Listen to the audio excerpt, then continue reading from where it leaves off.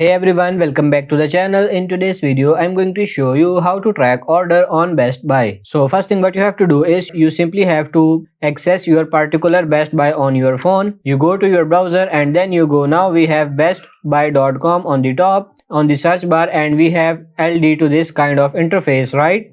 Afterwards, what you are going to do, you simply have to tap on these three horizontal lines over here and tap on this order status, and here in this section it will open your check your order status and exchange shipping delivery store pickups, right? Go ahead and tap on your check your order status, and afterwards simply going to go ahead choose up the purchase page. You simply have to click on the order number above that will be listed once you have purchased anything, and then you will find this order details page. Once you have tap on order details option, it will simply show you the track page button below. Once I tap on it, it will show the particular tracking of your particular package, and remember if it's supposed to be tracked, and then you will find all the details regarding where it is and how long it will take for you to reach, and you can simply check out your tracking of your package just like that. So that's pretty much it for this video. I hope this video was helpful. If it is, like it and subscribe to the channel. Thank you.